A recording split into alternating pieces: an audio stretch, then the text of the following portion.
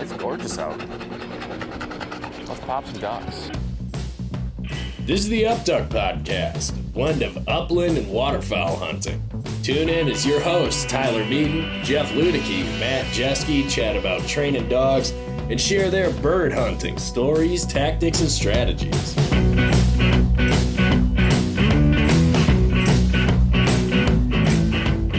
Matt Jeske, what's happening? What's happening, buddy? Not too much. Yeah. Nothing. No Jeff tonight.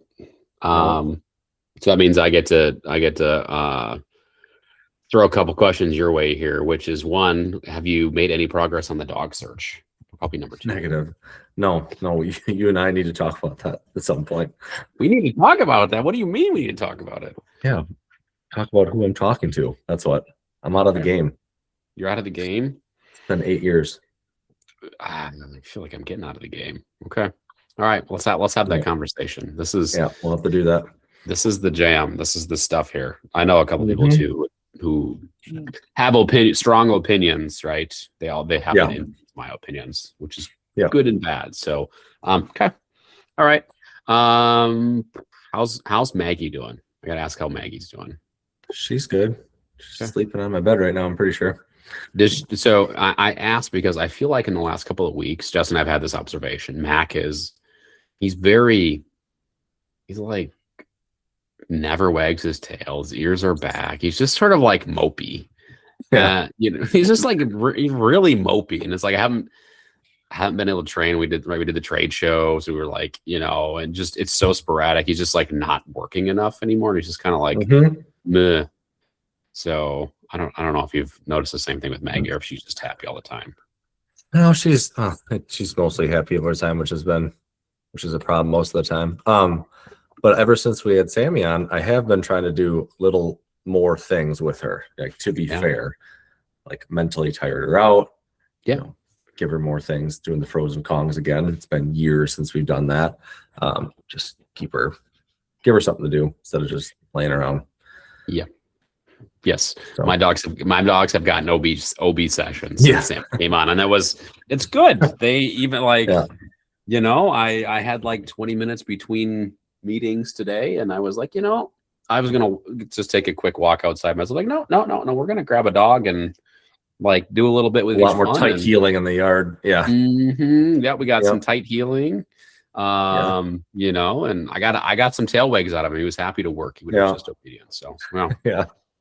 Yep. So I love though our guest list is would we describe it as eclectic? I mean, it's all over the place here. I mean, we are all over the place. We go from like dog trainer behavioralist Sammy to first time hunter, maybe funnest, most laid back, most relaxed I've ever been on a podcast with Christian last week. That was fun. And now we're going to dive into the world of HRC and labs, which is right up our alley with our guest tonight. He is Mr. Bill Kehoe. He is the president of Badger State HRC, among other things. Bill, welcome to the Upduck Podcast. Good to talk to you guys. Yeah. So Bill's a real stranger here to Matt and I. I belong to Badger State HRC, and Matt, we were exchanging a couple of text messages today. I think what did you do? What did you buy? Did you buy something? No, I'm pretty sure. Bill, did you buy wingers from Key City like a year, maybe 2 ago? No. For the club? We might have. Yeah. I know. I sent my daughter when she was living up in Minneapolis. I sent her on a Facebook Marketplace trip out to pick up a Zinger Winger Uplander, and I told her to make sure the electronics works. So she did that. She didn't realize how loud it was. She did it in a car in the middle of a crowded parking lot. Says, I can't believe you made me do that. It's so embarrassing. That's funny. That's great. All right. So let's get some background though, Bill. So tell us about yourself. Where are you located? What do you do? Just give us start with that. Where are you located? What do you do? Yeah, absolutely. So I live in Whitewater with my wife Heather, and I have two daughters. One's 29, Shannon, and one's 27, Megan. Megan just moved back from the La Crosse area back in with us, and then she's unfortunately she's going to be moving out to Stoughton here in June. But it's been kind of nice to have her home for a little bit. So right out of high school, I joined the National Guard and went through UW Whitewater ROTC program. Kind of did the whole officer thing, and joined back in 1983, and for the next 30 years, I was in the Guard. I worked full time for them, as my wife did too. She was in the Guard with me. We both flew helicopters out of Madison. Started off with Scout aircraft and Cobra gunships, and then towards the end of our careers, we were flying the Black Hawk helicopters. I did just shy of 30 years in the Guard, and Heather did 22 years. And then we tell people we fired our travel agent because Uncle Sam kept on sending us crappy places. So between the two of us, we did 4 deployments to Iraq and Kuwait. And starting off with Heather in 2001, which was kind of the end of the after the first Gulf War, they had these southern and northern no-fly areas. So Heather's unit was sent to kind of help reinforce those southern the southern no-fly areas. And at that time, our girls were 2 and 4. So I was Mr. Dad at home while Heather was deployed to Kuwait, and then while she was on that deployment, that's when 9/11 hit. So that was kind of a real interesting deal for as a family to deal with. And then she came back, and about 2 years later, in 2003, when the second Gulf War kind of, took Iraq and Kuwait. And then 2 years after that, it was my turn. I went to Operation Enduring Freedom, OIF, Iraqi Freedom, for 18 months. And our kids, again, a little bit older now. Every 2 years, we were kind of cycling through that whole process. And then my final deployment was in 2008-9 to Iraq and Baghdad. So our family kind of endured some crazy separations. It's one thing you talk about some people, and they their husband or their spouse leaves for a week. Here we're gone for a year at a time, which you guys know, your parents with young kids, doing that alone. So I have all the admiration for single parenthood.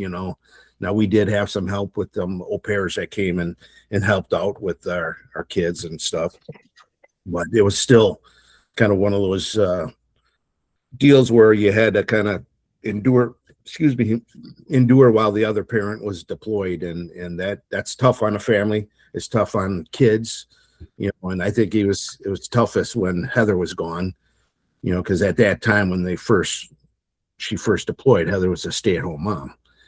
So really, upsetting the cycle of things in our house. And, when you can imagine if your wife was gone or, you were gone, the priorities changed a little bit, so when I was gone, there was nobody mowing the lawn. We had a neighbor that had a lawn mowing service and snow plowing. So they graciously did some of that. And when Heather was deployed, I didn't really take care of the garden. It became more of a prairie, and stuff. So, but we endured. We kind of learned a little bit each time, and we kind of get together as a family after that, and kind of, all right, what went well, what would we change, and we just kind of did it. When I deployed the last time, the girls were in,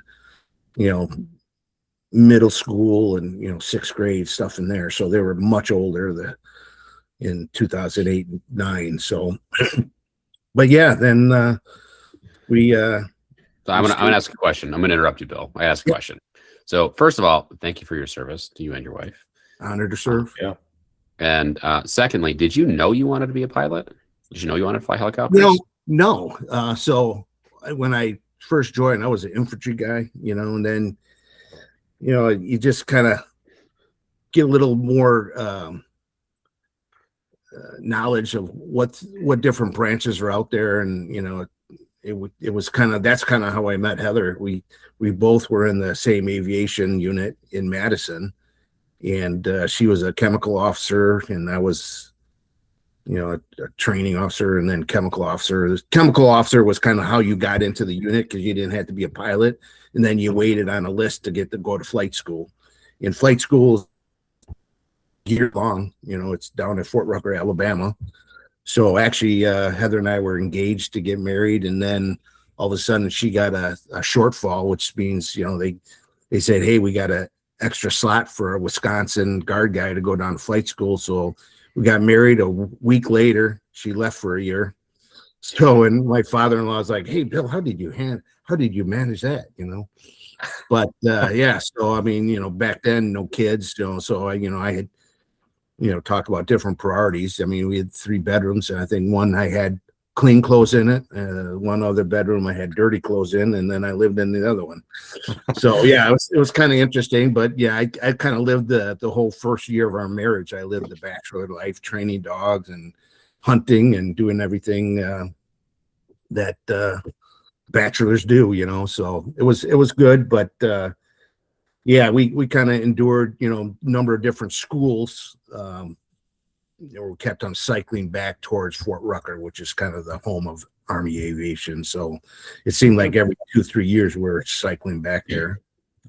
Okay.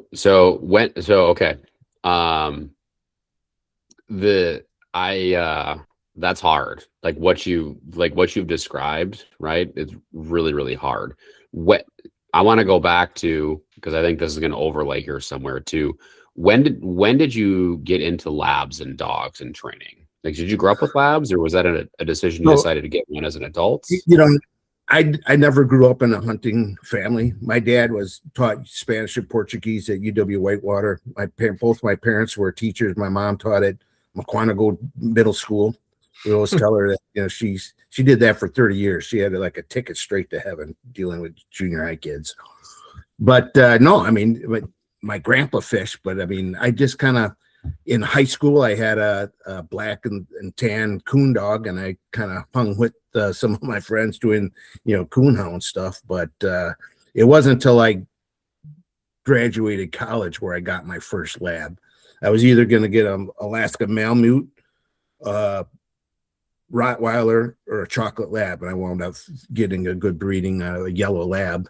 And that kind of, it just blossomed from there. I used to go up to a trainer, Ray Summers. He's long gone now, but he was one of these guys that used to do the dog shows at the Milwaukee Sentinel Sportsman Show. And I think he was up by Campbell Sport area. So I'd go up there on a weekend. So yeah, my first dog wasn't until I was in college, or last year of college, for graduating. And Duke, he used to call him Duke's a Hazard, and he was a great dog.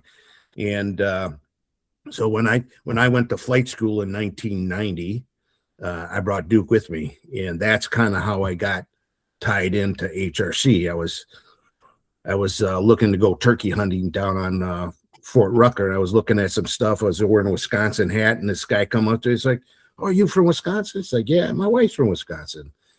And I was looking at turkey stuff. He's like, "Oh, you going turkey hunting?" He's like, "Yeah, I'm going to try." He's like, "Hey, why don't you come out? We're having a meeting. Our club, dog club's having a meeting, and we're having deep fried turkey, And I was like, "Wow," and that's, that's how I met and got introduced in HRC. There's a Southeast Alabama HRC down in Enterprise, Alabama. And are they still around?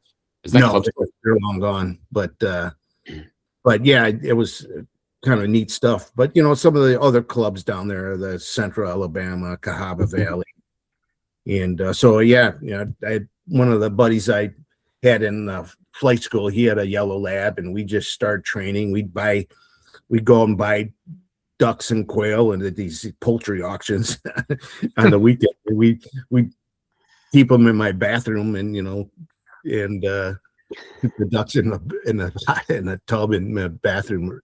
But we just we didn't know what we were doing, and but we went through the whole thing, and we trained, and we knew a little bit about nothing, but we ran our dogs who started, and by the time we were getting ready to graduate flight schools, when I came back up here, and back then, I mean, Whistle had just started. This was let's see, HRC started in 86, something like that. Whistle had just started. Let's see, 84 is when HRC started. It's, back then there was not a whole lot of clubs. Most of the clubs were down south, Louisiana, Georgia, Alabama, Mississippi. Now you look at it, we're 161 clubs in, both, US and Canada, 14 different regions. Whistle had just started. I think they were. So let's pause. So Whistle is a club, right? It's a very large HRC club. Probably largest in the region, Bill. By far, yeah. So they were kind of an offshoot of Fox River Valley HRC in northern Illinois. Mm-hmm. So Paul Zalesko and Roger Davis started Whistle back in 86. So that was the first club in Wisconsin. I mean, to run tests, back in, those years, you had to go from state to state to, kind of even go out and find clubs, Michigan, Illinois, Indiana, until, some of these other clubs started expanding from there. I mean, I would say that we're kind of what Badger State HRC was an offshoot of Whistle. I mean, I was a Whistle member for years.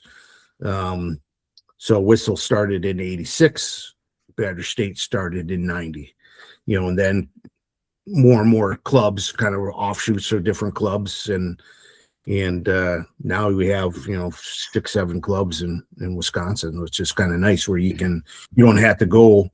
You can basically run your whole HRC, dog through the program, just staying within Wisconsin within, 4 hours of each other. But back in the day, we had to travel quite a bit, and you meet people, and just like anything else, some of those people are your lifelong friends. But yeah. All right. So you took Duke right to flight school. What year was that again? 1990. 1990, and that's also the year. That's also the year you started Badger State. No, I'm sorry. No, Badger State we started in 95. Okay. So 1990 you go to flight school, right? You have Duke. Like what happens between 1990 at flight school to you getting back to Wisconsin and then deciding to start an HRC? Yeah. So I back then, because I was working as a safety consultant before I left for flight school, and it was a kind of a 3-man shop. So when I left, I didn't have any misgivings that they were going to hire me back. So I just kind of quit that life, and I met some folks, the retriever trainer down at Warren Valley, and I worked for the retriever kennel, Glenn Kenya, worked there, and he kind of took me under his wing, taught me a lot of stuff that I didn't know. And, of course, techniques have changed so much from 1990 till now, right? So, I mean, e-collars are just coming about, that not everybody used them. Some of them were pretty rudimentary, but yeah, I did that for about a year, and I would fly when I had to, every, 2-3 weeks, I'd run into Madison and get some flight hours. And basically I was, again, living the bachelor life. And just doing whatever I wanted, dog training and hunting and flying, and it was a great life. But sooner or later, I did have to get a real job. So I got a job in Madison, working for the National Guard full time, and that's about the same time I met my wife. And through the years, we've had many dogs. And as when you have families, sometimes that gets in the way of training dogs. With us, it was not only kids, but when you were deploying or your spouse deploying every other year, trying to get a dog at least at the finish level is pretty tough. I mean, you can kind of work through started and season work with a lot of distractions, but to put the time and effort into getting those dogs at that finish level, that hunting retriever champion level is a whole nother task. So we had four different hunting retriever champions, and I'm kind of helping my daughter now, with her dog, and hopefully we'll finish him up this spring. So, but yeah. It was, I think you will. I've seen Cody run. I don't think that's going to be a problem. But okay. So you decide, like, why did you decide that you were going to start your own HRC club? Like, talk about that process. Like, what is that process? Yeah, so, it was just kind of a natural maturation. Just kind of like how Whistle started from Fox River Valley. You get a lot of people in a club and you want to expand, we would go and train down at Bong Rec area. But I wanted to have kind of a more localized club. And that's when, it basically how I started the club is, I got some support from the national, but I basically made one of those, how your kids in school, your kids are probably too young for this, but they make these presentation boards. I did that at our local DU in Whitewater, and I had this trifold board with pictures, and basically I had a sign-up sheet, and I met some of our earliest members. Tom Hopper from our club is still a member to this day, and some other folks, and we just started training. We used to train at the Ottawa Field Trial Grounds, off just north of Eagle there. And there was a class 2 area over by Eagle we did a lot of work in, and we just kind of had a core group of folks, and that's a kind of interesting thing about each club within the region. They kind of take on their own personalities and of the members. You mentioned Whistle, by far the largest in the region. I don't know, they probably have over 100 people on their mailing list as club members, but we know with all clubs there's a few handful of people that really do all the work, and then you kind of rally the troops on hunt test days. But so that's kind of how we kind of did the same thing. We kind of evolved from Whistle, and we started our own club, and for the most part it's stayed relatively mediums to small size, because we don't have the big training area that we have down at Bong. Now we still do a lot of training at Bong and stuff, and that's kind of how we started. And you kind of have that core group of folks in every club that seem to kind of steer the thing left and right. And sometimes it's just a few people. Sometimes it's that core group, and sometimes you have a larger group. But yeah, it's worked for us. Last year we did our 30th anniversary hunt. So that was quite a milestone for the club. We have, Fox River Valley HRC, which is in Northern Illinois. They're the oldest club within our region. So our region basically is Northern Illinois and all of Wisconsin. So, I should back up. So I mentioned we have 14 regions within HRC. We're in region 8. So Northern Illinois and Wisconsin. So you have Fox River Valley, which is our oldest club. They were formed in 1986. Then Whistle, that formed in 1990.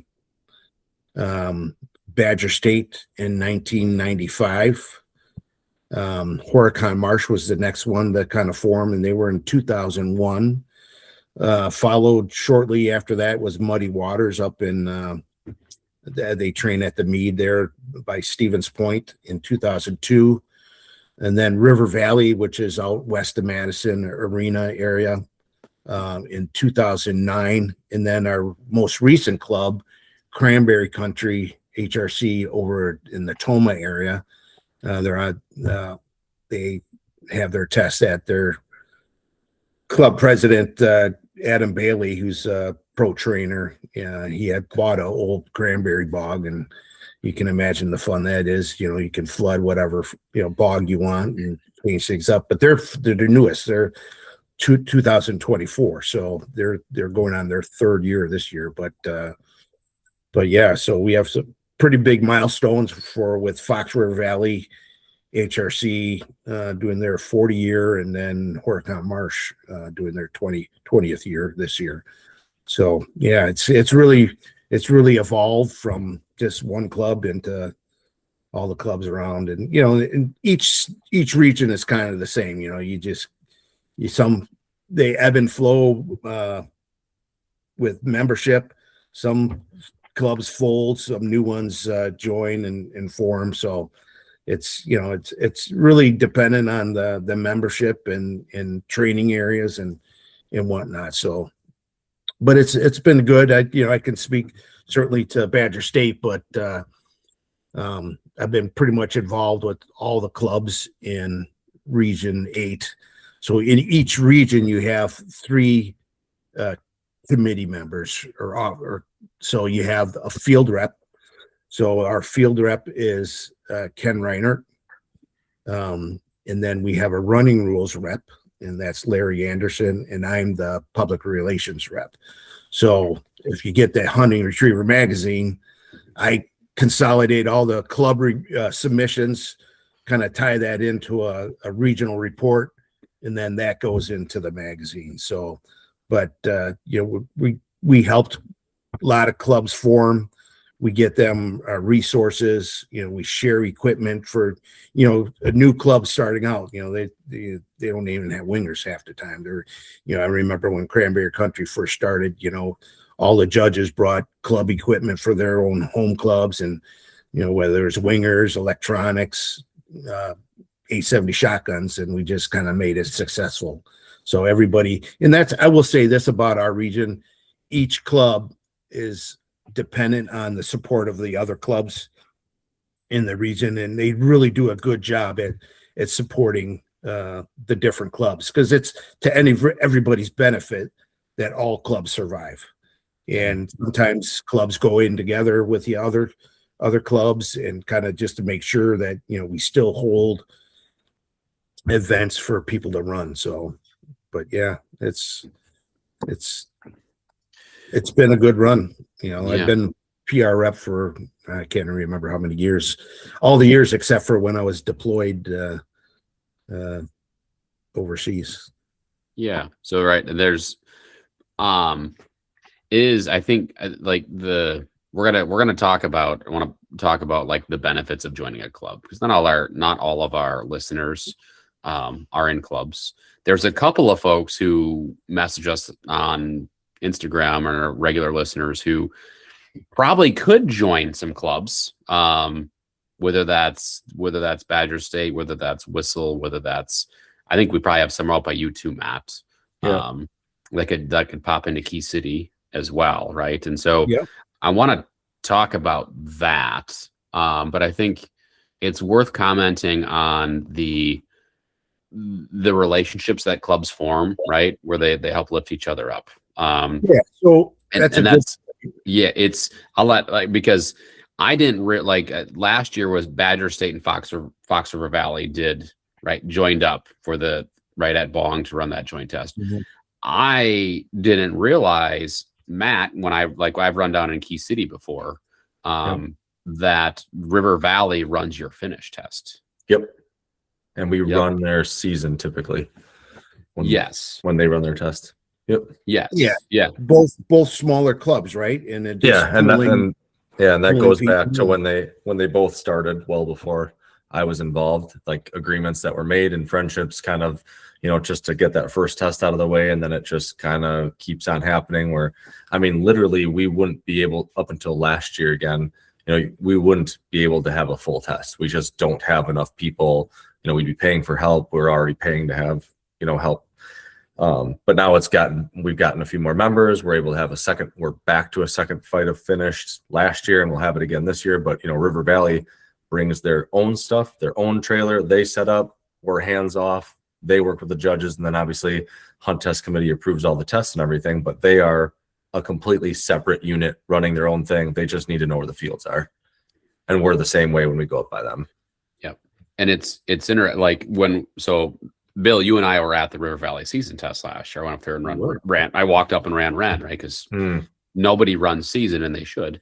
I was like, East City, right? I'm like, I know all these people. I was like, oh, hey, Matt Jeske? Matt Jeske? Yeah. Oh yeah, we know Matt Jeske. Yeah. I was like, oh wow, I didn't realize that partnership was there and had formed. I've also never run finish down at Key City either, but it's cool though, right? Because it's and like Cranberry Country, right? They're going into their third year, right? And that's a small group. And Bill, you mentioned it, right? If you have under 20 club members, you got a core group of 20 or 25% that's doing all the stuff.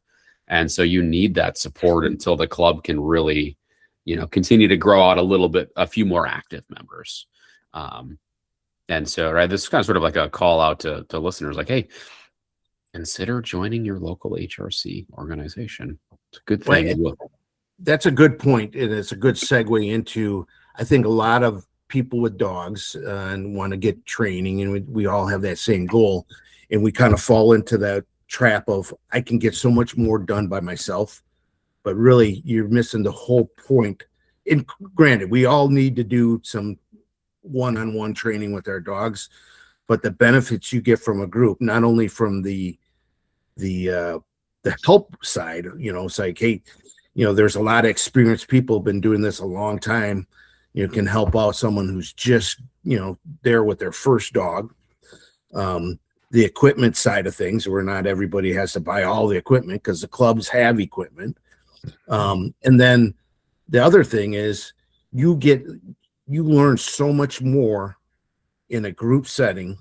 Maybe you don't get as many iterations done, but your dog is able to do all things like watch other dogs work, kind of that whole group training dynamic is building that excitement level versus just going out. All our dogs are model citizens when we're one-on-one, but you get them in a group setting, or if they had to honor, or if they had to sit and wait, not every retrieve is theirs, and they have to wait in the crate or wait on a stand. That those lessons are invaluable. And I'm sure most of my good hunting partners are my training partners. Now that my young daughter Megan, she has her own dog, and she's into waterfowling with Heather and I. And Heather's, in the last few years, she's gotten into the waterfowling. When we first got married, she goes, no, that's something that you can do early in the morning in the mud by yourself. That's fine. I'm fine with that. I mean, she's the daughter of a DNR forester, so she kind of grew up outdoorsy. I mean, when we first met, she certainly shot more deer than I ever did, but she had no interest in the waterfowling stuff. But now they're kind of like my two hunting partners. Matter of fact, Heather and I went up to Alaska this last fall and went on a sea duck hunt, and hunt of a lifetime. It was just a great opportunity. And then to do that with your best friend, your wife, and it makes buying a new gun kind of easy. You're not fighting the same battles we are here, Bill. Right. Hey, Megan, I bought you a dozen decoys. Congrats. I tell you what, Megan ever meets a young man that is up to her standards, he's going to probably inherit a lot of cool stuff. but no, yeah, it's most of my hunting partners are all pretty much dog trainer people that I've met. I just got a call about a month ago from a guy. There used to be a club in Iowa called Big Wapsie HRC, and an old member that we used to pal around with. He called me. It's like, hey Bill, I'm looking for a litter, and it's like, well, long time no talk, but it's those relationships that you get through the years, and it grows, and like I said, they're become lifelong friends. Yeah, that's great. Matt, you have a question? Yeah. No, I was going to add the other thing. We kind of hit on it actually before we started recording. Is joining your local club. You're going to meet a lot of contacts. So you might think you have places to train, but for me, like, I didn't have access to water really. Yeah, I have the river and a boat, and it's not ideal, and you can make things work, but you're going to get introduced to a lot of people who have contacts, and maybe it's group training nights or days or whatever, but you're going to get access to more properties that are more locations for your dog to train and get exposed to more things. That is super beneficial, where again, you think you can do it all on your own, but you're missing out on a lot more than not. Yeah. You will meet people, and you probably will get invited on hunts, as long as you're not a giant dick, which I assume most of our listeners are not. Right. I can tell you, I went on locally the best goose hunt I've ever been on as a result of training dogs. Like, someone saw the only reason you and me are talking, Tyler, is because of the dog world. So correct. That's it. That's it. Right. Literally, that's how we met. Is that right? But that's how Matt and I met, right? I got it. Like, someone saw Mac running, was like, hey, do you want to come goose hunting? Like, just, okay, sure. Yeah. Love to. Right. And shot like 9 geese at one day. It was awesome. Right. He picked up all of them, in the water, like just, that, like, those types of things happen. I will add to, like, depending on the club you go to, the first club I ever went and trained at was an AKC club. A lot of people. Right. And first couple times I was there, Mac was like, how old would you been? I mean, 6, 7 months old or whatever.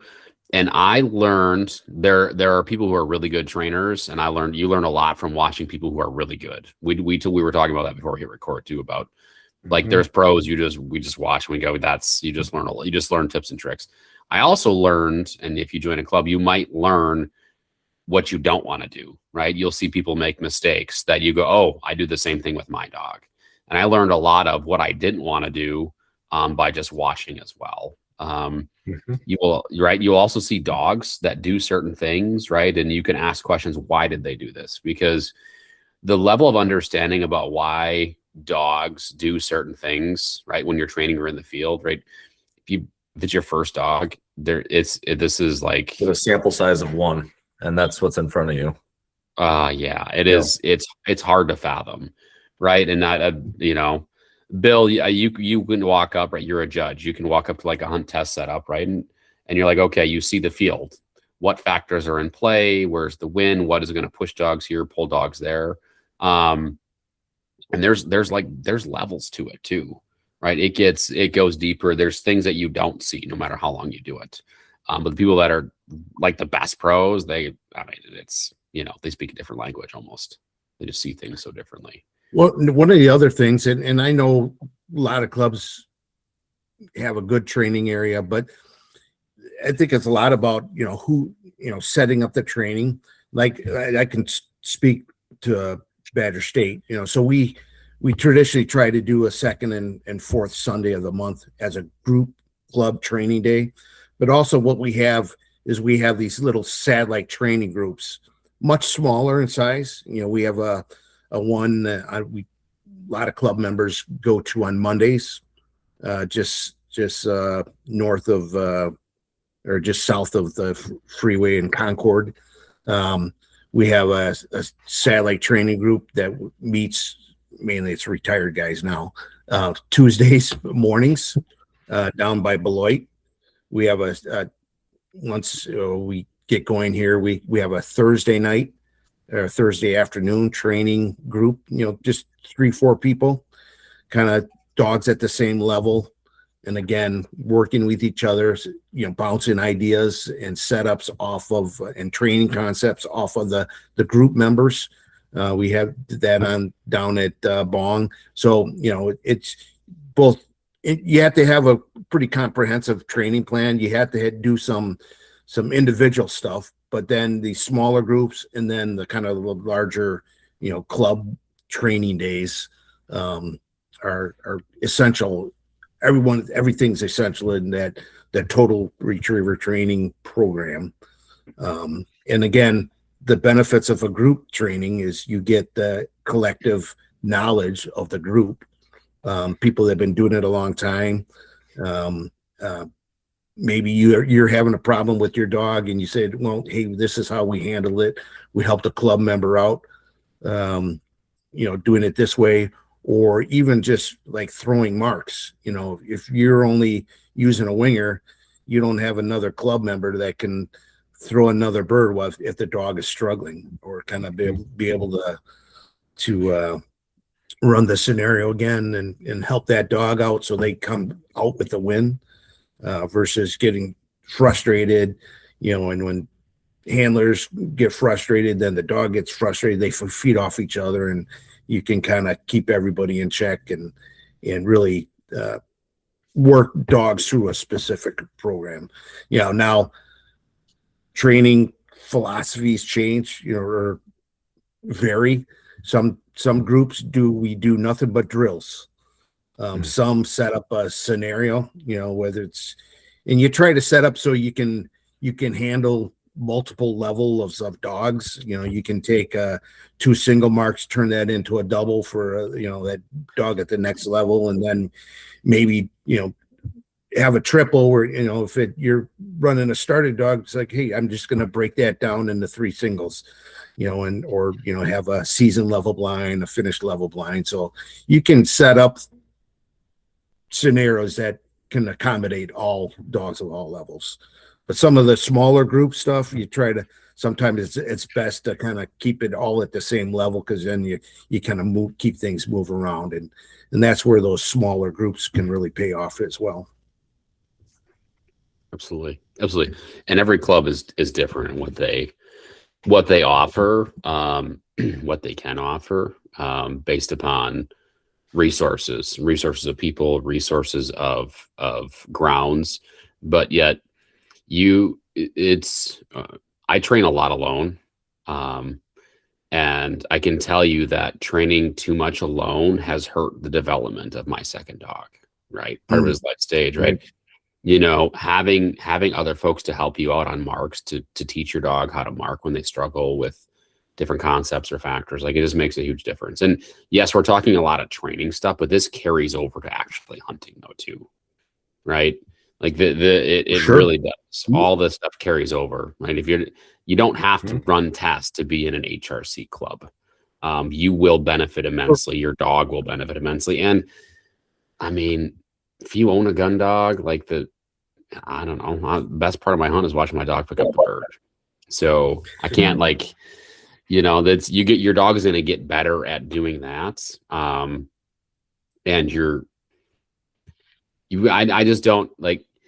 I don't think you're going to regret spending extra time during the summer spending time with your dog. That's more enjoyable than mowing the lawn. I know I'm biased because I hate mowing the lawn, but it's way better than mowing the lawn. Well, there's nothing wrong with a little tractor therapy, but the thing also is, you can really, for the longest time, I would say 50% of our club didn't even run tests. They just were there to train. We did a lot of upland training in the winter months. And then we kind of, went into our normal training cycle, but a lot of our people never even, ran tests. We have some club members now that have longtime members that just come out to club training days and they don't even own a dog. We'll run each other's dogs. That's a whole nother thing too. I know when I I was running my dog and training my dog pretty extensively, Riley, before she had her HRCH. I had a couple club members that we hunted with or we trained with, and we wound up, Nick Howe and I, we wound up going up to Manitoba together, and we just continued our same standards that we had in our training with our two dogs, because they were about at the same level, and right into the hunting up in Canada. And it was great. And those dogs were so accustomed to training together, hunting together, was no big change. It was just a continuation of the training, just with more live birds. But no, that's exactly it. I mean, you talk about running other people's dogs. I think a couple of weeks ago, I was training with one of our other club members, Ben, and where they're using wingers, right? Mm-hmm. And I had set it up, and my dog kept screwing up this one mark, right? And so I was like, okay, right, you're gonna run her. I'm going to go out. I'm going to hand throw it, right? We have two people. I'm going to hand throw this so that I can give her another bird as soon as she fades off that line, because I want her line to be strong. And yeah, he ran her. It's great. It's fine. Right? I got exactly what I wanted, because I could have told him to go do it, but I'm like, no, that's fine. It's good for your dogs to be handled by other people. And then I can throw this mark, and then the fire drill mark, the extra bird off of it as soon as right at the right time, right when I think she needs it. So yeah, there's again, tons of benefits, tons of benefits. Yeah. So. And I will say this, we have a cabin in northern Wisconsin. So when I go up to Phillips, was where our cabin is, I go by the Mead wildlife area, and it's a little longer drive, but if I'm up there for 2-3 weeks, I will come down and join Muddy Waters HRC's training days. When they meet, they do a weekday training at the Mead, and I'll make the drive to meet them.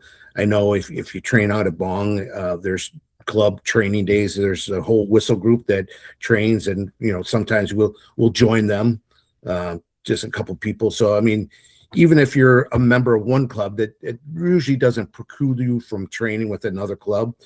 If you're in the area, and nobody's going to turn anybody around or away. I know we kind of share a training area over south of Mukwonago with our whistle brothers and sisters. We kind of stay off each other's weekends, but there's a couple weekends in there where we have a joint training session, both clubs together. So it's I've gone down and trained with Fox River Valley down in McCallum Lake Hunt Club down there. So it's not uncommon, as you get into these clubs, to meet that whole group of people that. Who knows? Maybe you have a connection with some of those, and you can train with other clubs as well. I will say this: the hunt, early in the season, in January, February, March, most of our clubs are running upland tests. Those, are all done, obviously, but the spring hunt schedules are coming out, and I talked about the clubs supporting other clubs within the region. I just noticed that River Valley HRC over in Arena, their test is open on Hunt Secretary right now. Matter of fact, we just registered Cody for finished in that test, so they'll be coming online soon. You got River Valley at the end of May. You got Horicon Marsh around Father's Day. Whistle has some tests in there. I know they do one right before 4th of July weekend. And then you got our Badger State and Fox River Valley in late July. You've got Cranberry Country in mid-July, and then Muddy Waters in early August, and then Whistle again in late August. So you can basically just stay within a 3-4 hour drive and really kind of hit a lot of different opportunities to run tests if you're looking to do that, or just get involved with their training cycles. So, but we're pretty well spread out now. I mean, you have Southeast Wisconsin pretty much covered by Whistle, Badger State, and Horicon Marsh, and then a little bit west of Madison you got River Valley, and then a little further north we don't really at this time have anything north of Stevens Point, but I know there's some talks about some other clubs kind of maybe in that Fox Valley area starting up. So but yeah, it's a good mix. I'd like to see maybe something in that La Crosse area coming up. I know there's some AKC clubs out that way, but be nice to have another HRC club. I mean, Toma's is for Cranberry Country, but maybe a little further west in that La Crosse area. But we're growing. It's good. Yeah. No, it's definitely growing. It's fun. Definitely, it's a lot of fun. I think Matt and I are definitely advocates. If you've listened to this podcast, you know that we're advocates of our clubs and training and running dogs and all that stuff.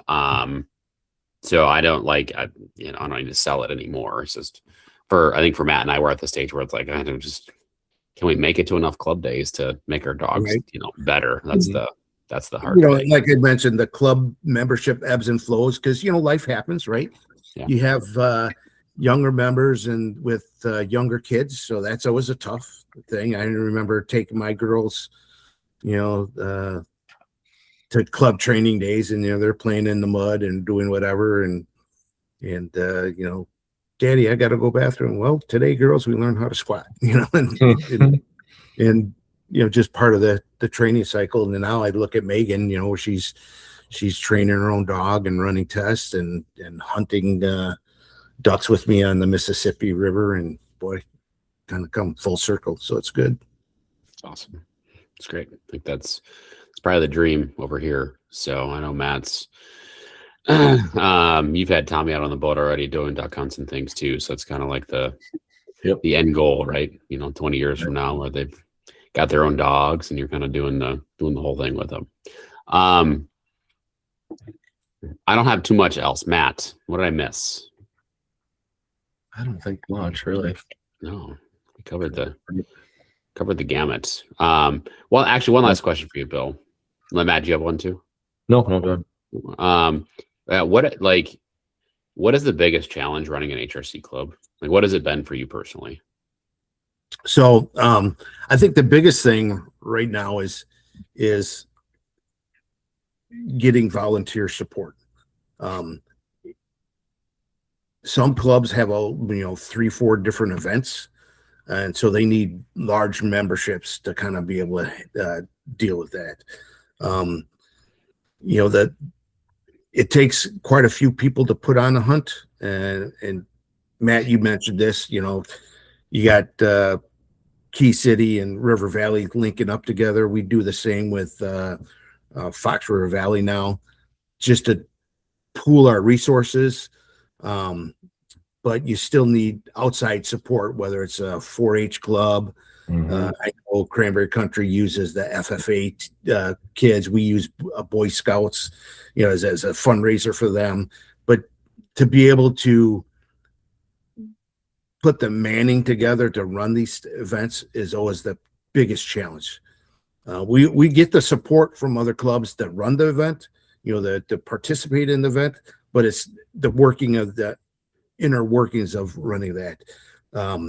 This last year, Heather was a hunt secretary, and all the things that you need to do, the logistics of getting a bird, ordering birds, getting a cooler trailer for the birds, ordering dumpsters and permits for that happens almost 9 months ahead of the hunt. So you have to have a pretty good checklist to be able to make sure all your T's are crossed, I's dotted, and then just kind of working that final piece where you got enough manpower to run the event.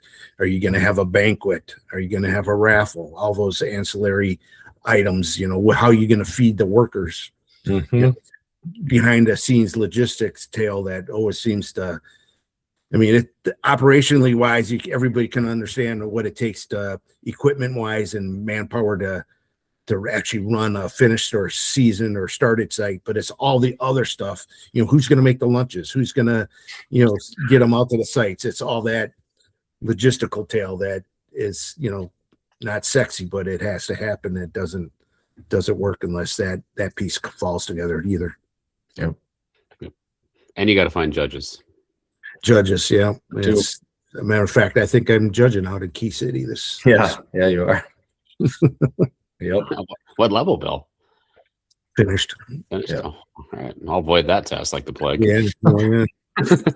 Hanging judge. I don't even know who I'm judging with, but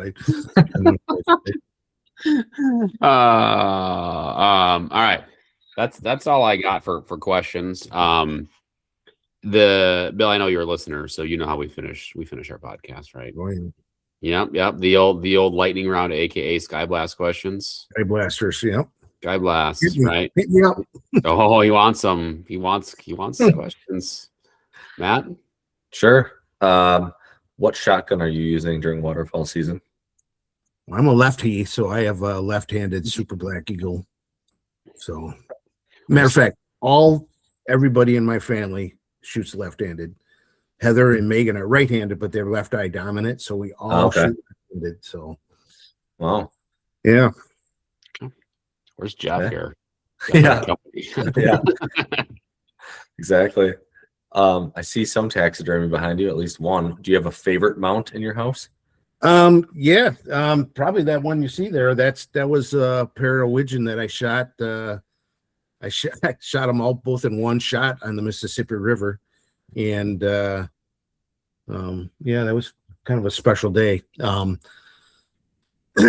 I mentioned earlier that Heather and I went up to a sea duck hunt up in Alaska this year, this last November. So our taxidermist bill is about as much as the trip cost us. So I'm really looking forward to getting some harlequin back and some longtails, surf scoters, and Barrow's goldeneye. So we we brought two back for each species. Heather shot one, I shot one. So awesome.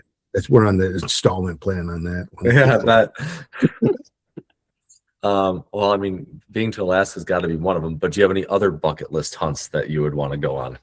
Yeah, well, it's kind of interesting. So I mentioned Heather and I are both veterans. So Heather got involved with some female veteran hunts, and she went out to Washington State on a sea duck hunt. And through that, we got invited to go up to Alaska with the group. And 2 years ago, it got weathered out, so we went this year. And so one of the guys that was a duck hunter with us, he called us, and we're going on a sandhill crane hunt in Oklahoma in December. And then the week after that, we're going out to Washington State to do another sea duck hunt and flooded fields hunts with a guy out there. So good friend. He's part of, I'm trying to remember the HRC club out there. I think I can't think of it right now, but he's without a dog now, but he has a great opportunity or great field that they put a nice big permanent blind on. So it's looking forward to both those hunts. Very cool. You mentioned the Mississippi River. What size boat and what motor are you running? I have a 18-foot Pro Drive boat with a 40 Pro Drive on it. I have a fleet. Well, I'm in the process of turning my old walleye boat into my tender boat. I bought a Layout Addictions layout boat. So, doing some of the layout stuff on Lake Michigan. Are you on the bay? Yeah. Okay. Yeah. So awesome. But so a couple boats. Awesome. But yeah, mainly the Pro Drive. Okay. I've kind of gone to the whole gamut of, Go Devil boat, Go Devil longtail, get to, surface drive, and now I'm on my second pro drive. Matter of fact, the girls and I were gonna go up Mississippi River hunting. We got, they're not necessarily early morning people, but everybody got up. That's when Megan was living in La Crosse. We went down to Pool 9. We were the first ones at the launch, or second ones at the launch, and we had scouted the river during that split.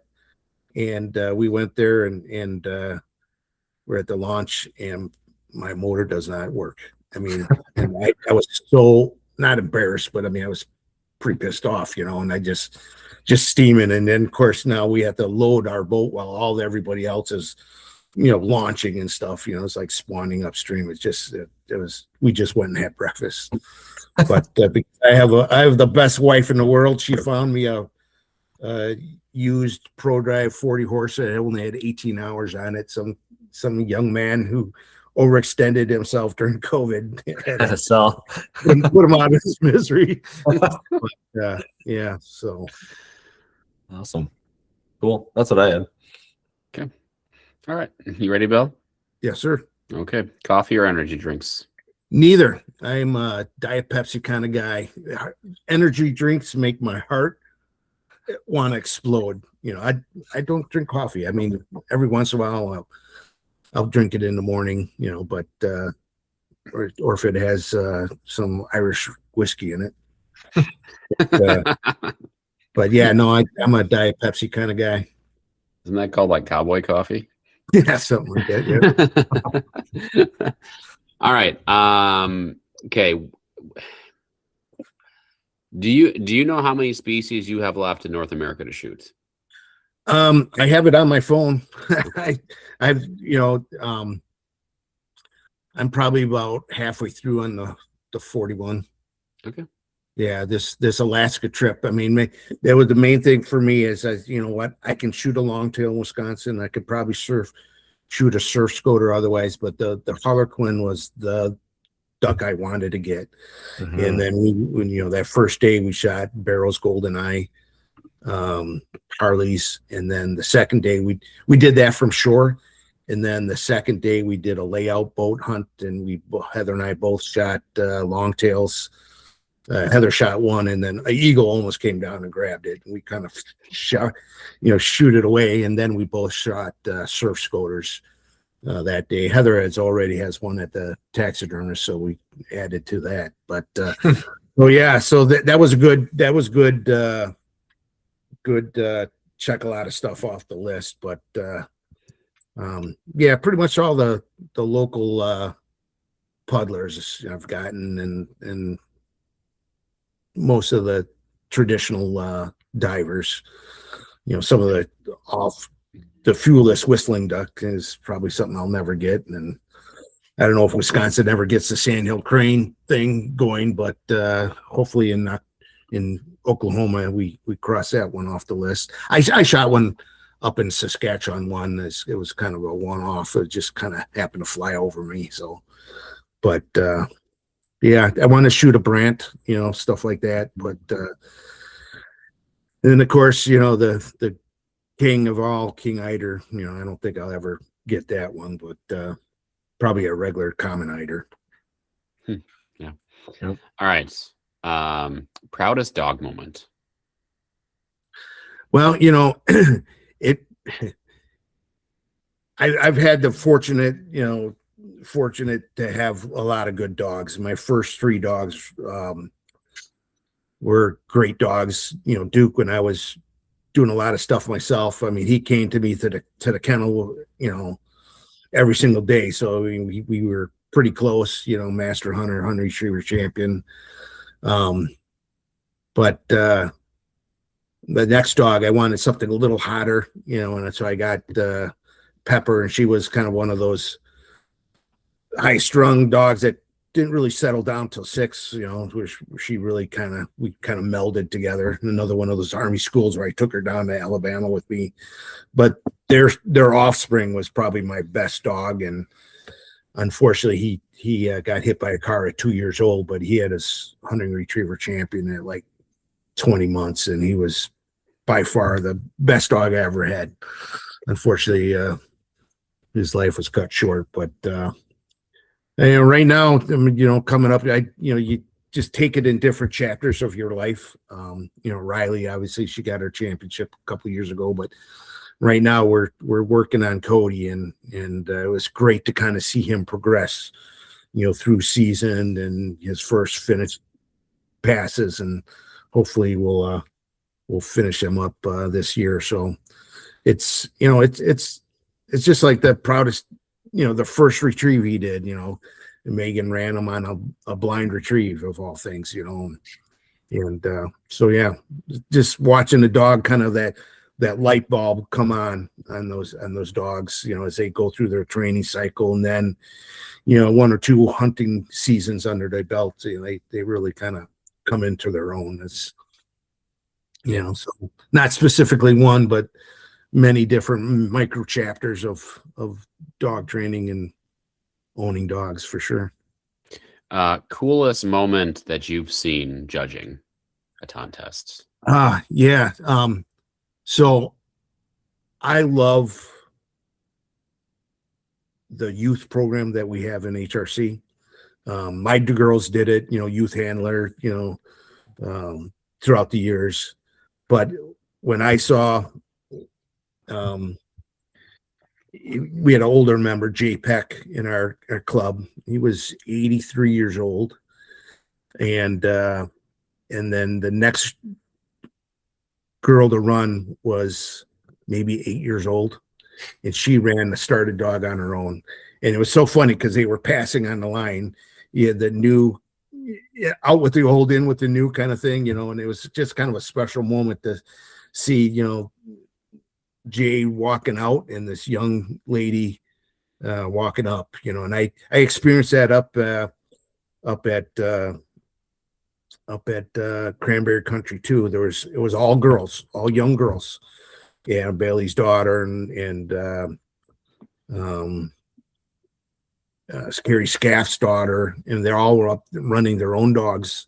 All had started, but it was just really neat to see young females, young girls running dogs, training dogs. And I get to see that with Megan.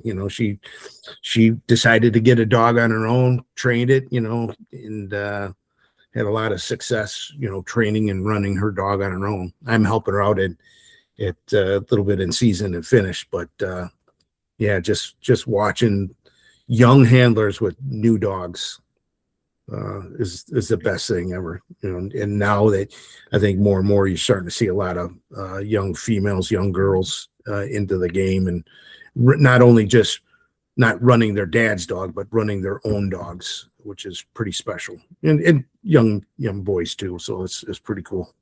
Yeah, absolutely. Okay. Pizza or tacos? I gotta go. As much as I love pizza, I gotta go tacos. Really? Okay. All right. Are we talking beef tacos or chicken tacos? Shredded beef. Okay. Shredded beef. Or all right. pheasant. Or pheasant. Okay. We do a lot of pheasant for humans, but yeah. Okay. And then are you a mild salsa, medium salsa, or spicy salsa kind of guy? Well, it's funny because my wife, her family's from Minnesota, so ketchup is spicy to her side of the family. So Megan and I enjoy spicy stuff. So when we buy salsa, we go spicy, knowing that nobody's going to mess with it. Only Megan and I get it.